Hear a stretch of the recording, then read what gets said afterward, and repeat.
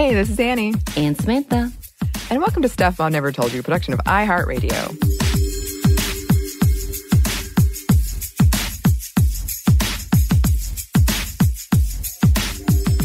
For today's episode, we did want to issue a trigger warning at the top here. We do have some stats and mentions of domestic violence, rape, and assault. So just putting that out there. If today you're not in a space to deal with any of that stuff, just perhaps wait or skip it. Yeah. And I guess we can go ahead and put just a heavy societal issues as a warning as well, because we are going to be talking about defunding the police and what that means and what that could mean for women or those who identify as female. And yes, everybody's kind of tired. Everybody is kind of worn down with talking about it. But as many have said before, think about dealing with this every day and then wonder how tired you really would be and why we should be talking about it and why it's important to talk about it. And today, it is a big topic locally and nationally, defunding the police. And what does that mean? So we know a few cities that have begun to have the conversation of cutting budgets or reallocating. And then there's also been the bigger discussion of disbanding the police force altogether.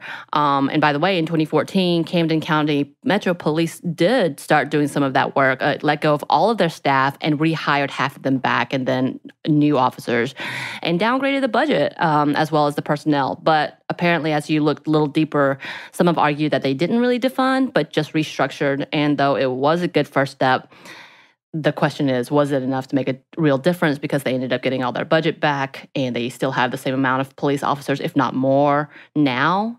So there's a kind of questions of who has it actually been done, like we're asking, should it be done today? We did want to focus on this as the impact and how it might impact those who identify as female, and just an overall who is going to be impacted and how effective would it be. But first, we're going to do a quick rundown of what it means. Right. So I think there has been, as this conversation has been taking place a lot in our news and social media, there has been some misunderstanding of what it means. So what do we mean when we say defund the police? So we've been talking a lot about police brutality and what it means to hold responsible those who use force and deadly tactics as a power play, how to hold people accountable in power. And it's been a conversation that has been talked about for a while, and usually after significant murders like Michael Brown Jr. and Eric Garner. And kind of like it sounds, redistributing the funds allotted to police departments for more community mental health level of care. That's pretty much the basic definition of defund the police. And we're not going to linger too long on it. This could be the first part of disbanding the police altogether and redoing the structure from the ground up. This also includes dismantling the idea that police are stewards for the protection of their citizens, as we are witnessing police brutality for nonviolent offenders as well as nonviolent protest, which conflicts with these ideas of protection. Many cities have already started to debate reallocating some funds to other areas, specifically for housing, healthcare, and non-punitive forms of rehabilitation, such as counseling and education. The budget for many of the larger cities are billions of dollars, which outstrips by millions and usually billions of dollars for other types of governmental programs. Most education budgets, as well as mental health budgets for counseling, drug treatment, or even employee care, are significantly less. And a chunk of that police law enforcement funding is specific for military level of equipment and tactical training. And here we should point out the type of training does not seem to coincide with the level of responsibility that should be placed for such types of equipment. So we're giving these big giant guns without actually teaching about other ways to de-escalate and or how not to use them or how to hold them or how to use them responsibly. Yes, things you would hope people would know. It would be common sense, but yet.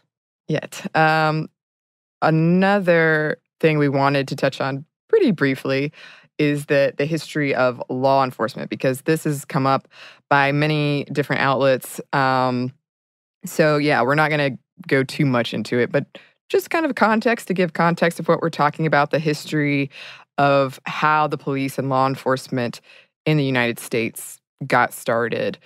Some of the earliest forms of law enforcement, like night watches, can be dated back to the 1630s with Boston, and they weren't necessarily a popular idea and were privately funded and for profit purposes. Later in the 1800s, Boston created the first public funded law enforcement offices for the purposes of securing and protecting transports and supplies. Somehow, the idea of the citizens to pay for this type of services came with the added notion that it was for the common good. And by the way, some say that the police force was used in the 1800s to not just protect business supplies and transports, but to also control and watch the immigrants moving into the colonies. By the 1880s, most of the major cities in the United States had law enforcement or police force. So let's translate this to the South. Slavery was the driving force of profit and wealth. And because of this, police force and law enforcement was created as a way to preserve slave labor and the enforcement of that system. Originally created in the 1700s in the Carolinas as slave patrols, not only to enforce and threaten those who were enslaved, but to catch possible runaways and prevent slave revolts. Later, it would be used to enforce segregation and the harassment and oftentimes kidnapping of those who were freed from the enslavement. And by the way, the slave patrols changed after the Civil War, and they were known as the KKK, who would try to seize control. In the 1900s, August Vollmer restructured policing, and he was known as the father of modern policing. His ideology included sociology, psychology, and social work into this idea of policing. He also felt college and further education should be a part of training and the requirements to be in a police officer. He even created a separate system for juveniles. Later came prohibition and organized crime, which pushed for more police and law enforcement, and so began the state and federal level of policing. T-men were created to ensure prohibition by the Department of Treasury. So later, we could see the creation of the FBI, no longer leaning to the ideas of Vollmer, who had patrols on foot meeting neighbors and working for their own neighborhoods and used social work and psychology as a part of the method of policing. J. Edgar Hoover began a more forceful and more removed approach. Though underlying and overt racial discrimination has always been a part of inserting authority, we see more evidence of the injustice and unequal treatment as this modern civil rights movement makes impact. Moving on to other protests and rights through the years, we can see the conflict between protesters and law enforcement. And we have seen many tactics to end protests, whether through loophole arrests or curfews or even plain intimidation, which includes facial recognition technology being used by federal level of law enforcement. Now, with the more recent practices of law enforcement, we see the uses of federal and state policies as ways of enforcing new criminal standards that typically target people of color, specifically the Black and Latinx communities, such as the Zero Tolerance Act and Stop and Frisk. Racial profiling was and is still actively used as a way of conducting suspect search and seizures. You're welcome. Yeah, as in fact, I think I've told this story a few times as in my own training when I was part of a gang task force.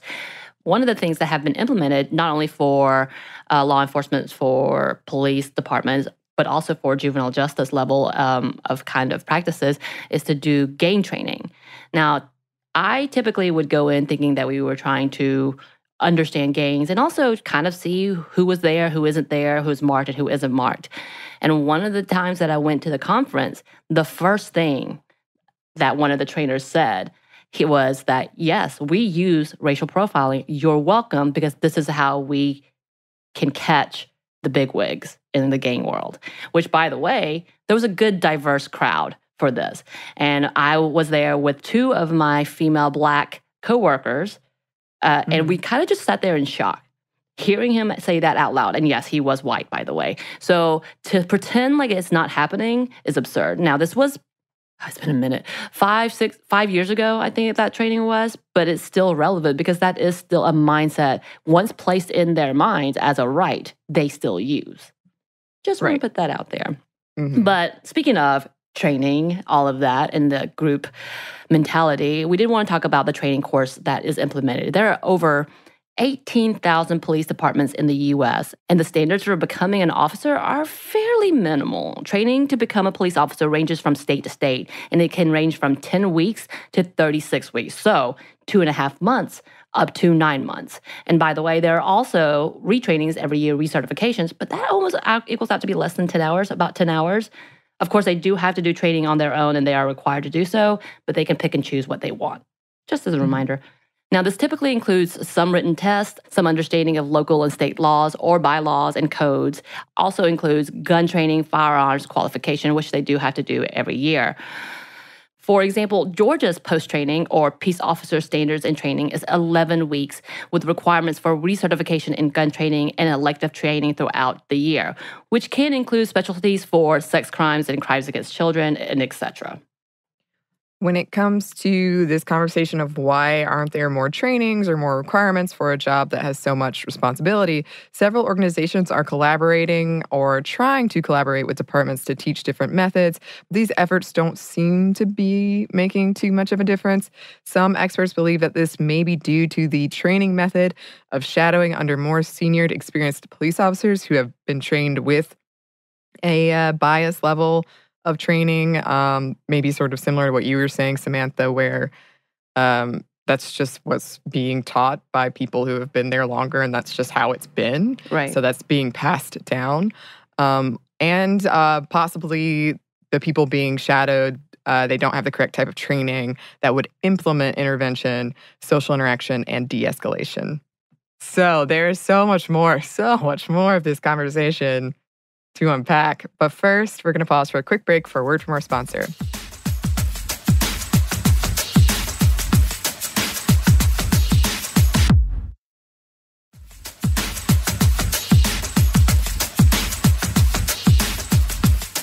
And we're back. Thank you, sponsor. And we did want to talk about the attitudes towards women in the police force. Right. I know that's kind of been a big conversation of women have been implicit to the brutality as well, and unseemly conduct as well. And we have seen several shootings that did involve women. But we've also seen several women who have taken the lead in trying to stop corruption. And we won't talk about this too much, but there are several police officers who have been fired and or ostracized and blacklisted because they stood up or protected citizens. We also know that we had a big viral video of a female Black police officer chasing down the man who shoved an innocent protester, and she made sure to get in his face. I mean, that's gone viral. And I think it is important to note that there are those who would want to stand for justice. And of course, we would also want to say, put this caveat, we know not all cops are bad. That's not a thing. And we're not trying to say that that's implicit, but I think what we have a bigger conversation of, what is the majority's mentality in these issues? That makes sense. But yeah, we did want to talk about women in the force. And though women have actually been involved in law enforcement since the early 1900s, they've not actually been a part of the team. Women were originally hired to be guards for female prisoners and was a part of the, quote, Women's Bureau. And it wasn't until the 1960s when New York female police officers sued for the rights to be promoted and to allow women to be officially a part of the police force and move up in the ranks. Women are now allowed to be a part of the force, but research shows that there is a resistance to that. Statistics show that only 11 to 14% of police are women as of a few years ago. And there seems to be a lot of reluctance in having women being a part of the police force, whether it is due to the idea that women are not masculine or strong enough to be in such a tough masculine field, or one that is definitely perceived that way, or that women are too nurturing or are not physically capable for completing the job. Right. This may also align with the idea that in order to be in law enforcement, a person must be tough and show no weakness. The militarized idea of police being crime fighters and must use brute strength in order to protect is part of the discrimination against women and whether they are effective as officers. The term pansy policing, often associated with the de-escalation tactics, which does take more time and more investment and more relationships, has been associated with how women would police, which is not always true, as we talked earlier. But it does correlate to the use of force and brutality as a solution instead of de-escalation, and why it's not used as an alternative. I wonder if another piece of this too is sort of that, I know a listener wrote in about this for video gaming, but that idea that men feel like, I don't know, not all men, but that idea of when people feel like they can't be as gross, or that whole boys will be boys, I can't do that around women. And then I was thinking about this the other day because there's also been this conversation of, well, in a lot of our media, the police are painted in a different way than is accurate. Right. And I was thinking about how a lot of women that I've witnessed in these police procedurals or whatever are usually very masculinized and very like one of the boys. Right. So I wonder if that's a piece of it. No, absolutely. I know while I was researching this, it does talk about the boys' club being infiltrated and how they no longer could be who they were, and whether that's being over the top masculine, over the top racist, over the top sexist, that they could not have that freedom to do so. And having a woman as a part of that meant letting go of the freedom to be blunt, quote unquote, and honest. And of course, I guess we could talk about it being politically correct in that sense of the term. And yeah, it definitely was part of that, and them being angry, much like incels, being angry that their space was infiltrated by women and that it is being taken over by women in general. And it's not, but just having one woman means it's taken over. Right. I can no longer be as gross as I want to be in the workplace. What? With that, there have been statistics that show women as officers are more effective due to their communication skills and use of de-escalation. According to a criminal justice site, women are more likely to be effective in avoiding violence and, quote, diffusing potential violent situations, and are less likely to, quote, engage in serious unbecoming behavior. Which I feel like it's such a nice way to say it. Engage in serious unbecoming behavior. How very unbecoming of you. Of course, this is only a small conversation of the bigger problem and the toxic environment in a field that has power and a lot of say-so over citizens. But it is interesting to see the numbers and statistics of gender-specific behavior in a high-risk, high-stress job. Right. So we have talked a lot about the history and just the background of policing. There are big questions. There are so many questions about what we do if there are no police. And it's not a question of not having police officers. It's just a question of how we see police officers and who that should be and how that should be restructured. But many people have argued, again, what happens if the police force loses funding or if they're disbanded? And we wanted to look at some statistics, specifically as it concerns women or those identifying as women. And of course, one of the big questions that we see repeatedly, who will you call if you are raped? Who are you going to call if you are assaulted? So let's get this out of the way. Let's go ahead and put this out there. And I know our audience, it's like preaching to the choir, but just in case you need a sound argument and or you want to just give our podcast to them to listen, they'll probably have to stop I think at the beginning, but whatever. They see the title and won't even open it. Done.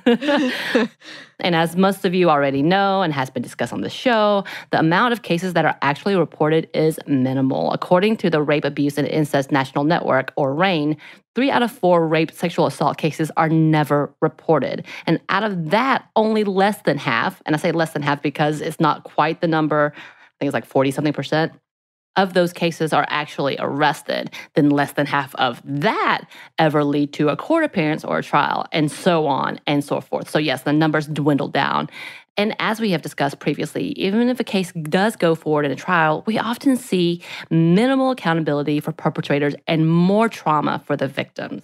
And when we look at harassment and sexual assault perpetrated on campus, things have slowly reversed since the current administration, as we discussed previously. The Obama era, though, of revamping the system of complaints and allegations within the system due to the inaccurate and oftentimes ignored handling through the police system has allowed for a different setup for victims. And it has been, for the most part, more successful in establishing accountability and safer environments for victims. And as we recently discussed in our Title IX episode, it is slowly being uprooted. But for campuses that are maintaining the policy, it has shown greater level of trust for victims and those who are affected by harassment, sexual abuse, and rape. And I think that is an important thing here. Clearly, it's the fact that things are going unreported is bad, but that's policing isn't what getting rid of policing if that's how it is right now. Like, I don't know. There's a disconnect there in it for me. Like, there can be other ways Right. like this where people might feel safer or feel more Right. trust. So we had talked about it previously in our trauma episode when we had the investigator come on and talk about his informative interviewing skills and training and how to talk to victims, about the fact that not many people are receptive of his type of policing and or investigation, and the fact that how important it is to get the trust of victims. And he gave off so many more statistics in his own experience of seeing how many cases came through and didn't come through. And I think it's important to remember that it's never been about reporting to police. It's always been about accountability and how to ensure safe environments. And who is doing that? It's not necessarily police. Right. And if that would be a good one to go back and listen to, because I know he talked about how he didn't have the training and he didn't understand. Like what he saw as someone being kind of forgetful, wherein we've talked a lot about how the brain works and the stress and trauma and memory. And so he talked specifically kind of what we're talking about in specific with rape and sexual assault, because he was saying, I didn't have the training. I didn't understand. Right. And now that he knows that there's a better way, but is having a harder time to convincing other departments. Right. Which says a lot. So as we're talking about rape and assault, we also wanted to talk about violence against women and those who identify as women. So in the past 10 years, a study shows that the number of women murdered has not decreased. The numbers are pretty steady, even increasing slightly in the last couple of years. And women are more likely to be murdered by someone they know, and we've talked about this before, and most likely by an intimate partner. And the number of domestic and partner violence has not significantly improved in any way, as in fact, the numbers are still fairly steady. And when it comes to the deaths of trans women in the past 5 years, we have not seen any decrease nor any real advocacy or assistance in deterring violence against trans and gender nonconforming individuals from the government or law enforcement. In fact, this year alone, the number of transgender or non-binary deaths have come close to the yearly number from the past 3 years, which begs the question, has policing deterred crimes against women? And we also wanted to look at policing women. The overall arrest numbers may have decreased in the last 10 years. There's a rise of arresting women, and specifically women of color. Majority of the arrests, like many others, are nonviolent crimes such as theft, drug-related, traffic, or probation violations, which could be due to anything from not paying fines to noncompliance and checking in. And more than half of the women are locked up in jails and not necessarily in state-level prisons, as in fact, most of those women have not been processed or seen in court, but are actually awaiting for trial. And many of those remain incarcerated due to not having funds or the assets to post bail.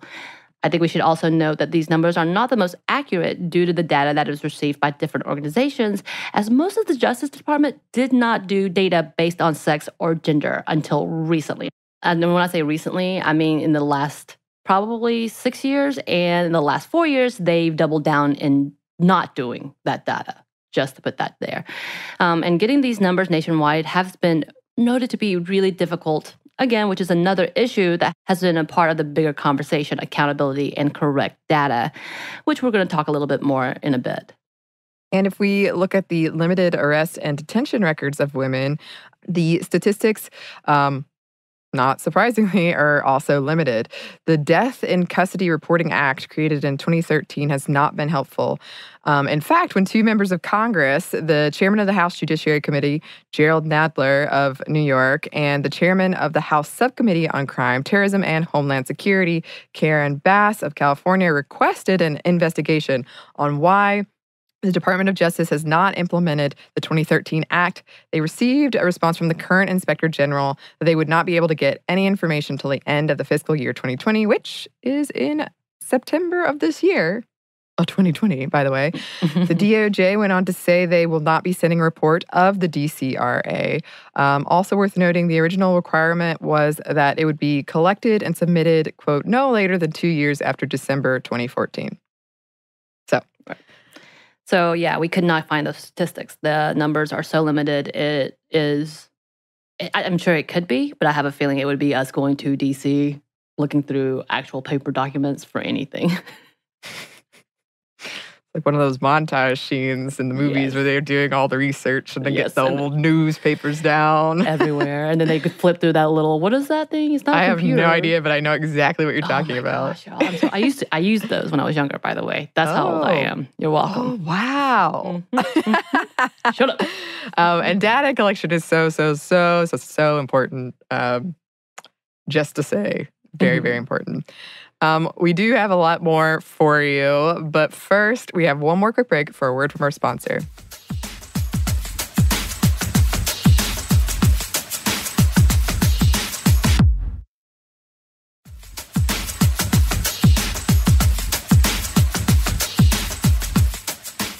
And we're back. Thank you, sponsor. So we did want to look at, in this idea of defunding the police, where would those funds originally meant for the police go, and how would that help? Right. So where would the money go? That is the big question. If you're on social media and been watching the debates about this issue, then I'm sure you've seen the many sarcastic remarks saying things like, call the social workers, or I'd like to see a social worker handle this in regards to recent violent crimes. Or for one question of seeing a bear in the streets, in which, of course, the replies to that was hilarious. Like, dude, there's wildlife and animal control, right? But whatever. And many seem to not completely understand what social workers do. Situations like domestic violence, child abuse, drug-related situations actually already start with social workers. So social workers are brought in to conduct many forensic interviews. And when I say forensic interviews, I'm talking about interviews in relation to crimes and or victimization. And we are oftentimes trained to come in and have a sit-down conversation with youth and also psychologists and counselors. So you have different people doing these types of interviews. And social workers complete investigations within homes and oftentimes have to involve police or law enforcement for assistance after the fact. But relationships between agencies are varied. And I say this as I went to several different areas. I've worked in different counties, and each county had different relationships with different agencies. We'll put it that way.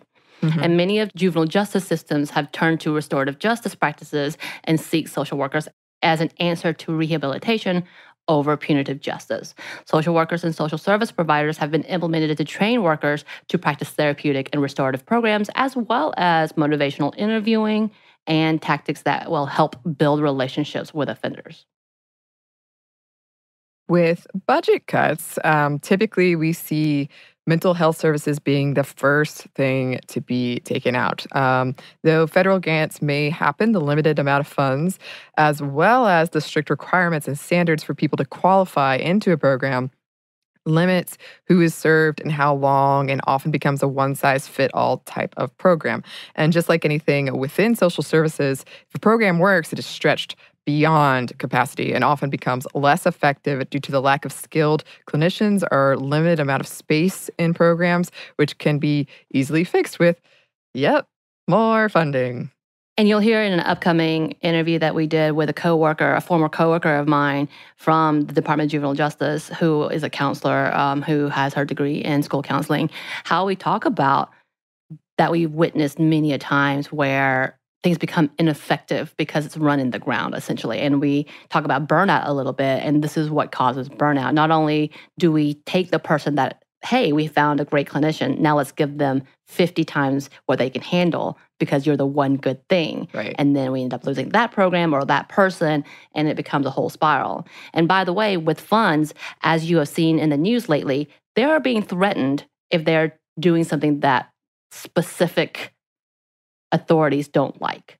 I don't know how else to say it. So they think you're being insulting somehow, and or you're doing something a little too political or not political enough, they may just take away the funding and just threaten it. We have seen this as we are talking about COVID-19 and the school systems and whether or not they're going to open their schools or not. And I find that so disgusting. But that is also a key proponent of why funding does not always work. Then again, we do have things like Title IX, which also reinforces better behavior too. So you have that hit and miss type of situation. But going back. If you look at cities that have already defunded or reallocated funds to community social services program, we see a decrease in police brutality and better treatment methods instead of just incarcerations. Cities like Eugene, Oregon have become a model city where they have created a mental health crisis response with clinicians and medical assistants. They were given a budget of over $6 million, which, by the way, is significantly less than the overall police budget, but they have shown good results. Also, just a side note, according to one statistic from a few years ago, and we talk about this in that episode I'm telling you about, so get ready for the episode with my friend and I, and of course Annie, but Annie was like, what the hell's happening? Sorry about that. Women make 85% of the social workers in the field, so increasing funds and money would be increasing pay for women in services like social work and counseling, which has some of the highest level of burnout and trauma. Just put that there. Yes. And then if we look at mental health and crisis intervention, according to one report, police departments report that 1 in 4 of those involved in police shootings have untreated symptoms of a mental health diagnosis. And according to the Treatment Advocacy Center, the likelihood of a person with a serious mental illness like schizophrenia, schizoaffective disorder, or other psychotic disorder are 50% more likely to see prison time for a misdemeanor. Now, these numbers are somewhat debatable as we don't see the bigger picture when it comes to people who are not diagnosed or who are incorrectly diagnosed, as well as people who have multiple arrests and offenses. Sort of hard to suss all of that out. Right. And as we talked earlier, the data is not there. We have missing data. So what would be funded for those in need of medical assistance? The obvious answer is qualified counselors and therapists. Many systems have limited amounts of preventative measure as a way of pretrial requests. So that's another conversation, is what are these pretrial requests? What can we do to diffuse the situation? All those different levels. So let's say we have theft or vagrancy. Instead of locking them up, what would counseling do? And by the way, free or affordable counseling as a preventative and not an afterthought. And instead of bringing police as first responders, what would happen if we brought in a crisis intervention team? And by the way, more than half of the APA or American Psychology Association members are women, and a majority of them are in governance position, which would also be a part of the macro level practice and nonprofits. Another need is crisis intervention programs. Places like Eugene, Oregon, as we mentioned earlier, have already implemented the CAHOOTS program, or CAHOOTS program, or Crisis Assistance Helping Out on the Streets. As of 2018, they were able to assist 24,000 calls with medical attention and crisis assessment. A crisis intervention training program has been implemented and taught to police forces by the National Alliance of Mental Illness, which they started doing in 1988. The program was created to help decrease the potential harm to the citizen as well as to the officer. The idea behind the program is based on the fact officers are often first on the scene and typically are not trained to handle a crisis situation in regards to someone with a mental health diagnosis. The program is ongoing and has been looked at and provided to several departments. However, it is self-referred and is ongoing process, which often can be forgotten during the heat of the moment. And here in Atlanta, the Department of Behavioral Health and Developmental Disabilities does offer assistance, but much like any mental health services around the country, the limited funds also limit who and how they can assist. For any case to be accepted, the extenuating circumstances has to be severe. So it becomes an afterthought instead of prevention or intervention. And it becomes kind of an aftercare process of how to treat them after the initial crisis, which is not great. And though Georgia did put in a crisis line a few years ago to complete assessments and referrals, not many people know to contact them. And by the way, the limited amount of services after an assessment and referrals are often roadblocks to actual treatment due to the cost and lack of insurance. So there are some ideas already out there. It's just that no one seems to be catching on, and/or it's not funded enough, and/or there's no continuation. So you have one thought process or one great idea, but it stops there and it doesn't get to the root of everything that's happening. Sure. There's so much at play here. And one of the things we did want to talk about is education. And this is such a huge, broad topic in itself. We can look at it in specific ways when it comes to this conversation, pay raises for teachers, better employee insurance for all employees. And we could talk about universal health care, and we wouldn't even need to discuss this as an individual career employment thing, but that's another a whole separate episode. Right now, that is a thing we must include in this conversation. Better technology, equipment, funding for trips and additional educational learning experiences, after school programs, tutoring services and arts, extracurricular activities. We could go on and on about the things that are currently needed to better our current school system, and provisions to all state-funded programs that would equal out the playing field in educational experiences. And we're talking about this in terms of keeping people out of prison. But we also need to look at what this looks like as a preventative measure in recidivism. Right. So recidivism within the U.S. is over 56% likely after the first year of release and only grows every year thereafter. But research shows that with educational opportunities, the percentage goes down exponentially. Just with vocational training alone, the chances decrease by 30%. And the question is why? I think it's pretty simple. By providing education, the likelihood of attaining a job and opportunities for pay without resorting to crime grows significantly. And by putting money into education, the amount of tax dollars being used for individuals being incarcerated, which, by the way, costs $93,000 per person on average, will decrease due to the decrease of recidivism.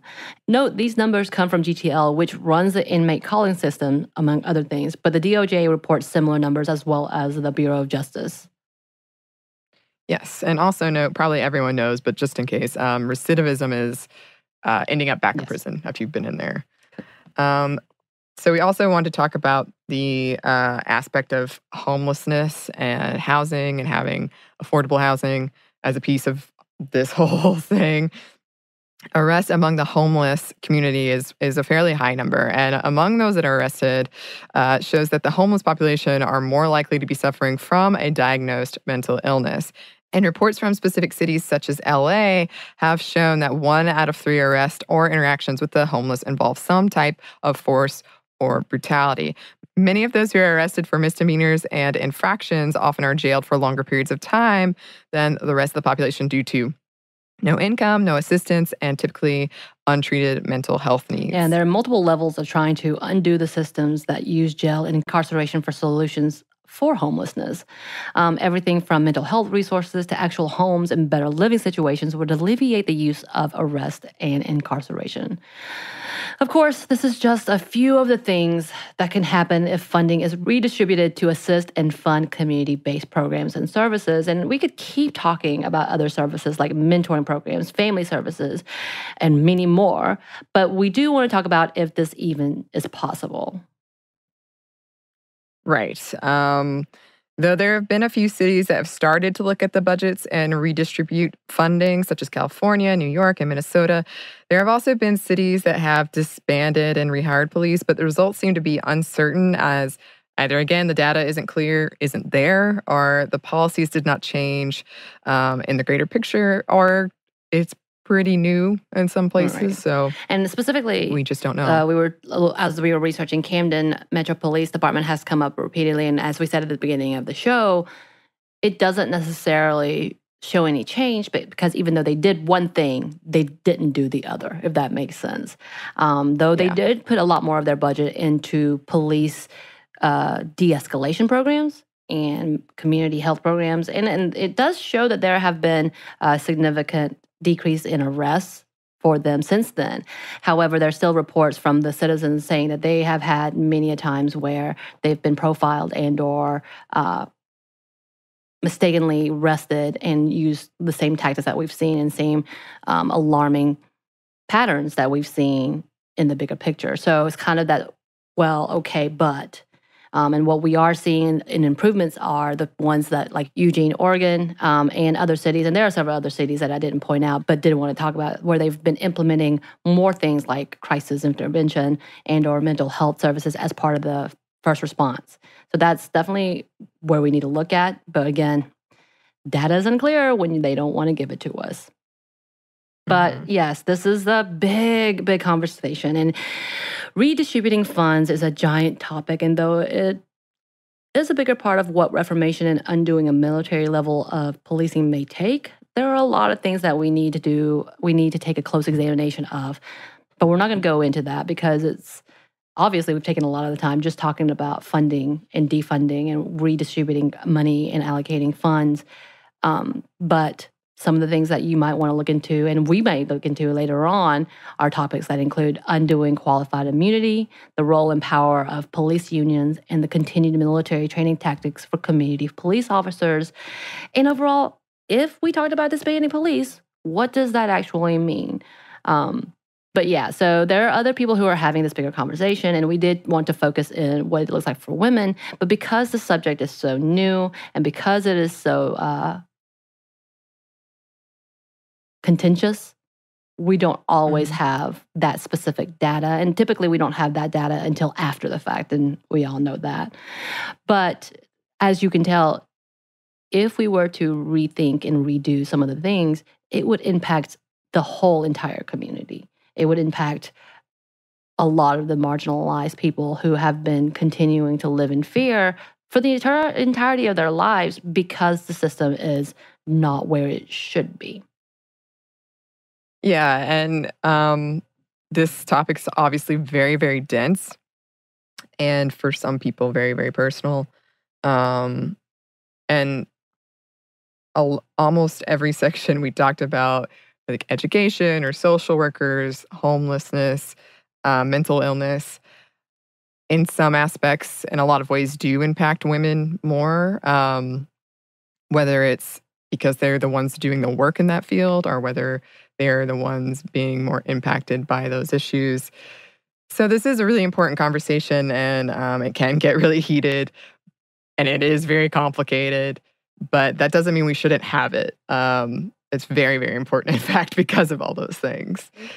Yes, so there are a lot of big questions left to examine and a lot of details to hash out and discuss, and as we've said multiple times, data that we need. So if there's any particular aspect of this that you think would be really beneficial for us to dig into, you really want to hear more about, please let us know. Yes, please. And those who are actually in that field and those who are working for things like the crisis intervention, please reach out to us. Tell us what's going on. Tell us what you see and tell us what you think needs to happen to help reformat the system for the better. Right. Yes, please. And you can email those things to our fancy email, stuffmediamomstuff@iheartmedia.com. You can find us on Instagram @StuffMomNeverToldYou or on Twitter @MomStuffPodcast. Thanks as always to our super producer, Andrew Howard. Thanks, Drewby. And thanks to you for listening. Stuff Mom Never Told You is a production of iHeartRadio. For more podcasts from iHeartRadio, visit the iHeartRadio app, Apple Podcasts, or wherever you listen to your favorite shows.